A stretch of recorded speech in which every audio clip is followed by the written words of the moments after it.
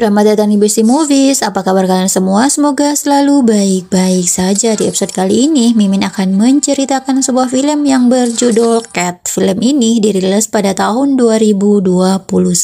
Film bergenre aksi ini mengisahkan seorang pembunuh bayaran agen kriminal kelas kakap bernama Cat yang diperankan oleh Mary Elizabeth. Mulanya, ia diberi tugas untuk membunuh salah satu personal Yakuza di kota Tokyo di Jepang. Namun, saat menjalani misi, ia mendapati dirinya diracuni dengan dosis polonium berlebih. Akibat racun tersebut, Cat hanya dapat bertahan selama 24 jam sebelum ia benar-benar mati. Tidak ingin berakhir sia-sia, Cat memutuskan untuk membalas dendam ke kelompok Yakuza yang telah meracuninya. Dalam prosesnya, ia bertemu dengan seorang gadis remaja yang merupakan putri dari salah satu korban masa lalunya. Dengan tubuh yang semakin melemah, Cat membangun ikatan tak terduga dengan gadis remaja tersebut. Lantas, apakah Cat mampu membalaskan dendamnya dengan waktu yang semakin sedikit? Dan mampukah ia bertahan di tengah pengaruh racun tersebut? Jika kalian penasaran, stay terus di video ini.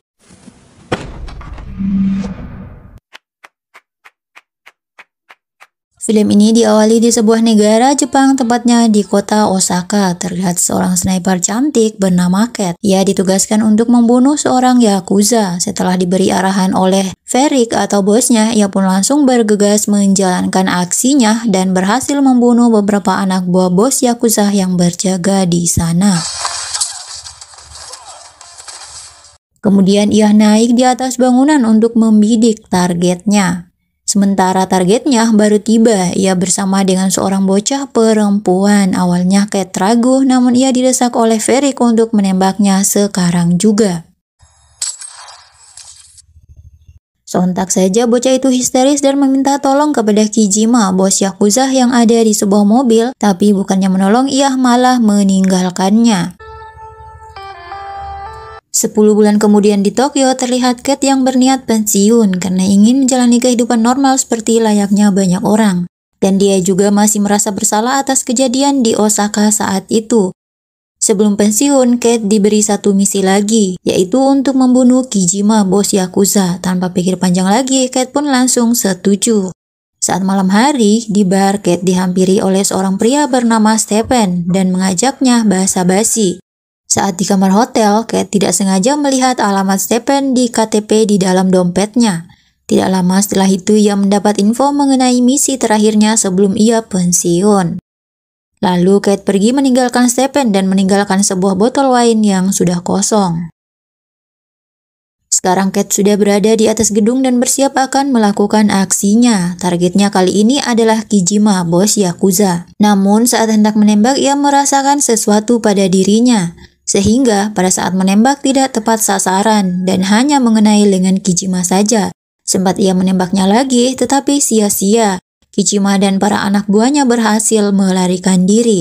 Lalu Cat turun dari atas gedung sambil menahan rasa sakitnya. Setelah itu ia merampas sebuah mobil untuk kabur dari sana. Namun sayang keberadaannya diketahui anak buah Yakuza dan terjadilah kejar-kejaran.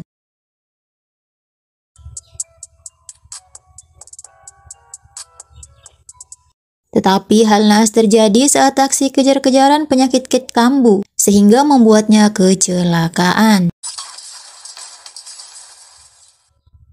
Cat bermimpi masa kecilnya yang sedang berlatih bersama Ferik. Jadi besti si Ferik ini merupakan ayah angkat Cat. Ia juga yang melatih Cat bertahun-tahun hingga menjadi sniper handal. Tiba-tiba Cat sadar dan sudah berada di rumah sakit. Dokter datang dan memberitahu jika ia mengalami sindrom radiasi akut dan hidupnya tidak akan lama lagi, yaitu sekitar 24 jam. Mendengar hal itu, Cat sangat shock dan yakin jika ia sudah diracuni oleh Stephen di hotel tempo hari melalui wine yang ia minum.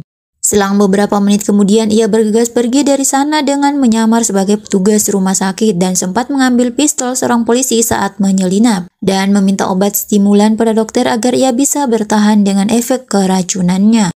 Dan bergegas ke rumah Stephen untuk balas dendam dan berbekal alamat yang ia dapat tempo hari di hotel. Namun Stephen berkata ia terpaksa melakukan ini atas ancaman Kazuo Sato, yaitu anggota Yakuza sekaligus pengelola klub Yakuza. Dia tidak tahu kalau obat itu adalah racun dan setahu dia itu hanyalah bius biasa. Cat tidak jadi membunuhnya karena ia tahu kalau Stephen hanyalah alat bagi Yakuza. Lalu ia pergi menemui Ferik untuk memberitahu apa yang terjadi padanya akhir-akhir ini. Sesampainya di sana, ia pun diberitahu jika Kijima adalah kakak dari Kentaro yang ia bunuh beberapa bulan lalu di Osaka. Mendengar hal itu, Kate langsung menyimpulkan kalau Kijima hendak balas dendam padanya melalui minuman yang diberikan Stephen. Lalu Kate bergegas mendatangi markas Zato dan berhasil menembak salah satu teman Zato. Zato pun mengaku jika benar ia yang telah menyuruh Stephen, tapi ia juga melakukan atas perintah atasannya. Belum selesai bicara, Kate langsung bertanya di mana Kijima, namun karena ia menjawab tidak tahu, ia pun dibunuh oleh Kate. Kemudian ia bertanya kepada Yakuza lain, tapi tiba-tiba anggota Yakuza yang lain menyerangnya.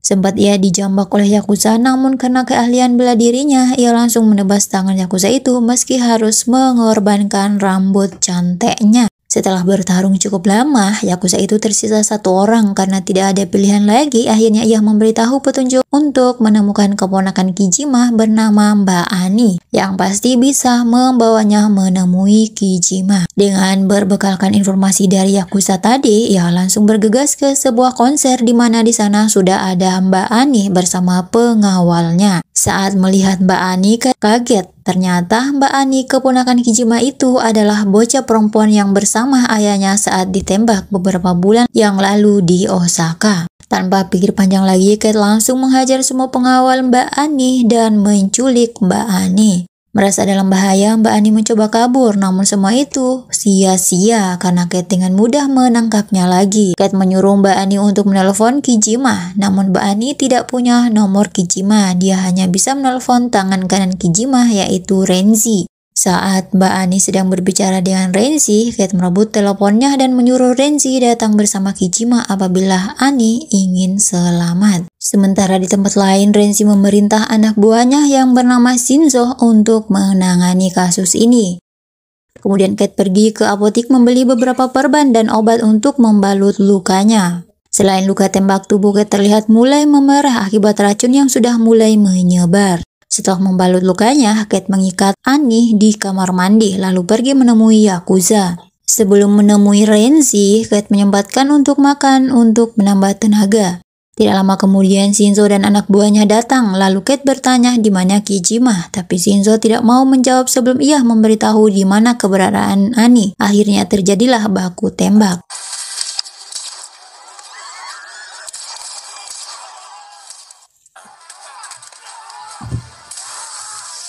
Meski kondisi Kate tidak prima, tapi ia berhasil mengalahkan musuh-musuhnya.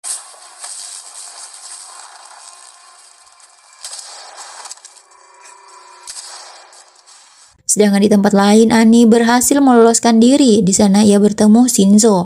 Namun, di luar dugaan, Shinzo hendak membunuhnya. Beruntung Kate datang tepat waktu dan membunuh semua Yakuza itu. Ani memohon kepada Kate untuk ikut dengannya karena tidak ada lagi tempat aman untuk dirinya.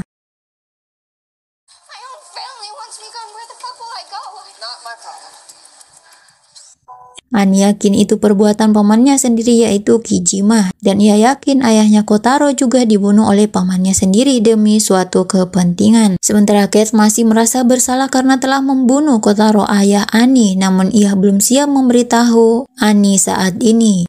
Sambil menyuntikkan stimulan kepadanya, Kate mengizinkan Ani ikut dengannya.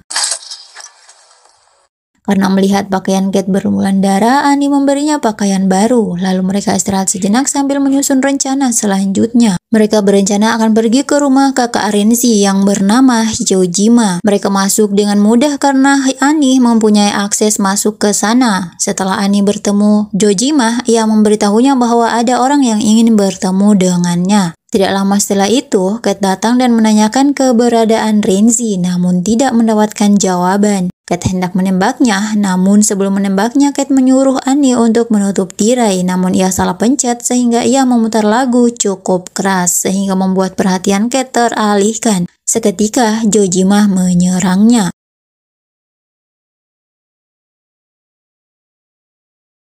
Kate kewalahan karena racun di tubuhnya semakin menyebar. Sempat Ani menolongnya, namun tembakannya meleset malah mengenai Kate.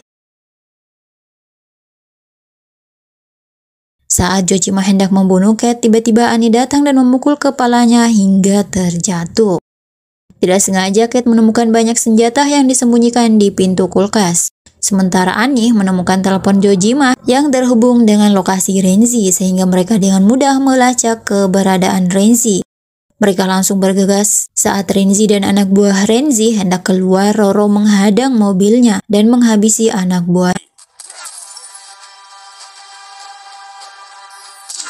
Kemudian Cat menanyakan keberadaan Kijima kepada Renzi yang hingga saat ini keberadaannya belum diketahui. Renzi berkata jika ia tidak mengetahui keberadaan Kijima, tapi Kijima pernah berkata kepadanya jika ia berada di antara keluarga. Namun ia tidak tahu maksud dari kalimat itu. Annie yang mendengarnya spontan saja ia berkata jika ia mengetahui di mana tempat itu. Sebelum pergi, Cat menginfokan kepada Ferik bahwa ia sudah menemukan keberadaan Kijima. Ferik menawarkan bantuan kepada Cat, namun Cat menolaknya dan berpesan untuk menemukan mayatnya di sana. Setelah selesai menelpon, mereka pun bergegas dengan menggunakan taksi.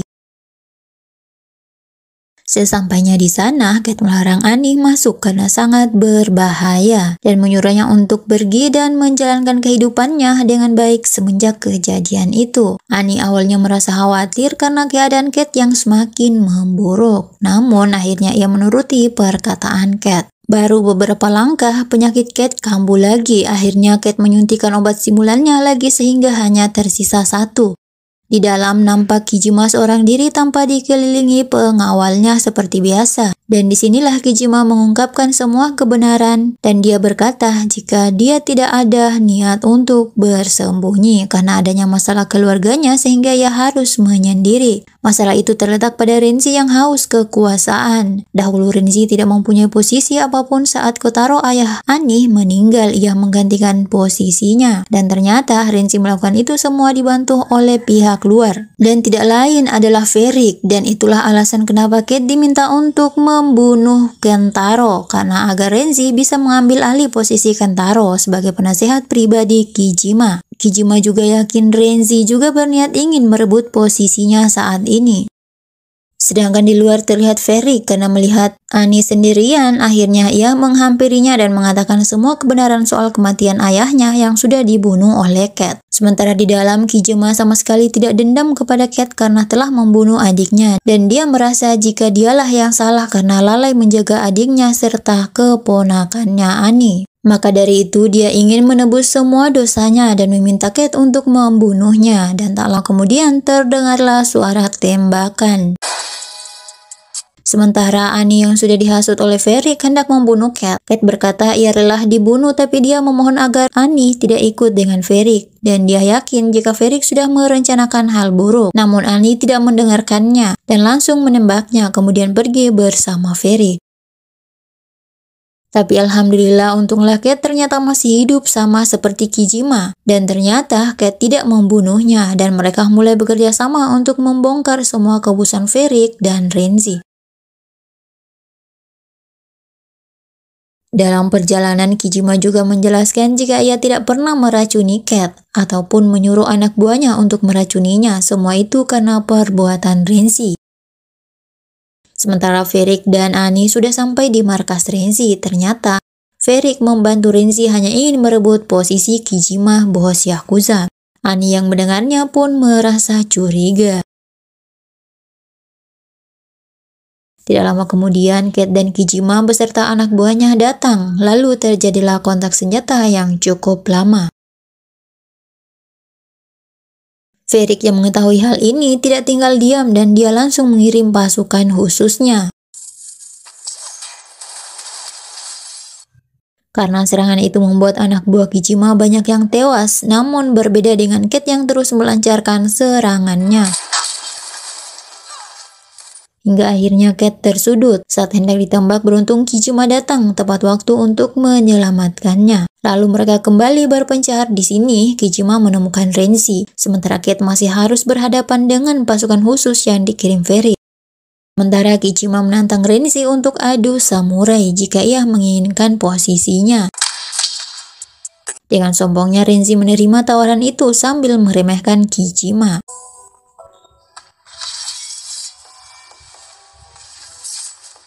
Namun hal naas terjadi baru saja dimulai Renzi tumbang seketika. Di sisa hidupnya yang tidak lama lagi, Kate bertujuan hanya ingin membunuh Varric.